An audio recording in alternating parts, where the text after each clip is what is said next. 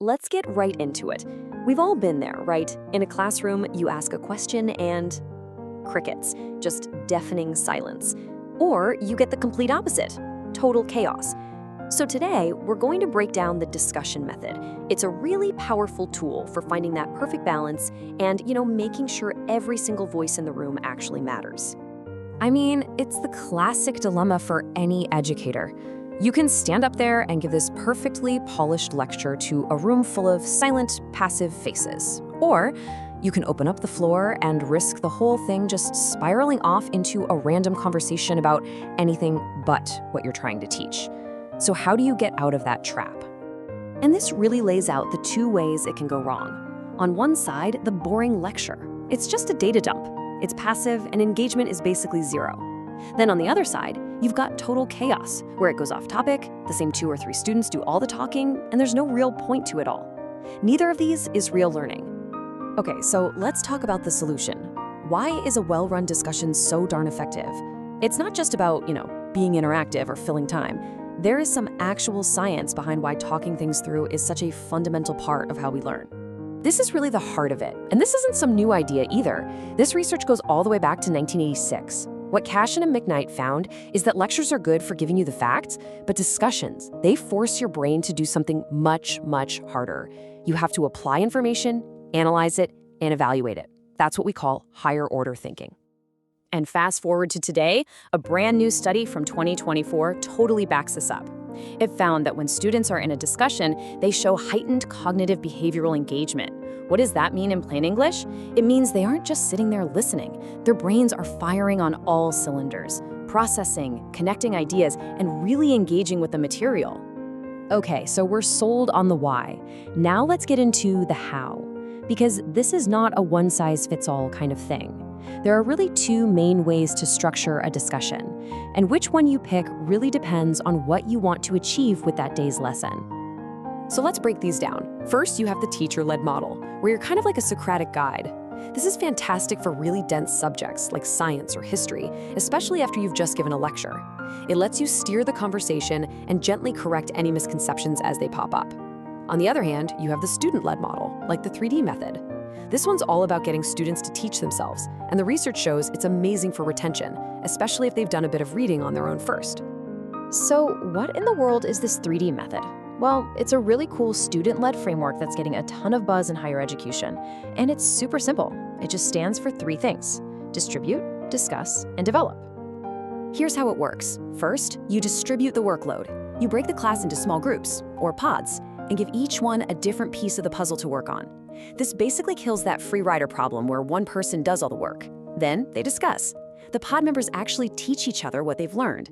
And finally, they develop all that shared knowledge into something concrete, like a mind map or a short presentation. It's brilliant because they're not just learning from you, they're learning from each other. Okay, so we've looked at the big picture structures. Now let's get down to brass tacks. These are 3 simple, research-backed tactics you can literally use tomorrow to make any discussion in any class way more effective. Tactic number 1 is a big one. You can never ever start a discussion cold. That same 2024 study we talked about, it found that how successful a discussion is almost completely depends on what you do before it even begins. You gotta prime the pump. And a perfect, super easy way to do this is think, pair, share.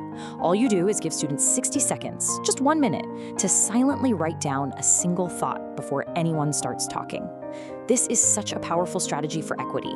It gives your introverted students, or maybe your English language learners, a chance to get their thoughts in order. That way they're ready to jump in before the discussion gets taken over by the fastest talkers. Tactic number 2, learn to love the silence. I know, as teachers, we're programmed to hate dead air. We think it means we're failing, but it's not. After you ask a great question, just stop and wait. Force yourself to wait for 5 full seconds. It feels like an eternity, but trust me, the research shows that this little bit of wait time leads to longer, deeper, and way more thoughtful answers. That silence isn't emptiness. It's the sound of people thinking. And finally, tactic 3 is all about the physical space. Just the simple act of putting chairs in a circle instead of in rows can completely change the dynamic. It breaks down that wall where you're teaching at them and instead creates this environment where everyone is talking with each other. It's a tiny change that has a huge psychological impact.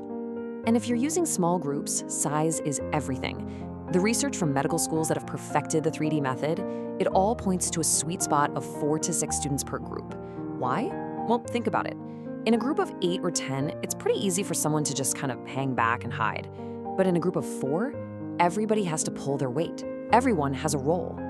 Okay, so let's be real for a second. Even when you have all the best strategies, trying to use the discussion method can still feel like it's not quite working. And there's one huge challenge that pretty much every single educator runs into. And here it is. It's that nagging fear in the back of your head that you're just not getting through enough material. I mean, discussions take time. And when you've got this massive curriculum to get through, it can feel like a luxury you just can't afford. And that is a totally legitimate concern that shows up in the research over and over. But here's the fix. Think of it as the 80-20 rule. You don't have to discuss every single thing. Use lectures or direct instruction for that foundational 80% of the content. You know, the core facts, the definitions, the stuff they just need to know. Then, you save your precious discussion time for that messy, debatable 20%. That's where the magic of critical thinking really happens. So, we've gone through the science, the different models, and the practical tactics. Let's wrap this all up into a simple, quick start guide so you can put this stuff into action right away. So here are the 4 big things to remember. Number 1, prime the pump. Always start with a little pre-discussion activity. 2, pick your mode. Are you going to be the teacher-led guide, or are you going to let the students lead to apply their knowledge? 3, shrink the room. Use those small pods of 4 to 6 students. And number 4, embrace the silence. Wait that extra 5 seconds for the real thinking to begin. And really, this quote gets to the very soul of it all. The point of a great discussion isn't for students to just spit back the right answer you're looking for. The real goal is to get them to wrestle with the material, to internalize it so deeply that the conclusions they come to feel like their own discoveries. Because that right there, that's what real learning feels like.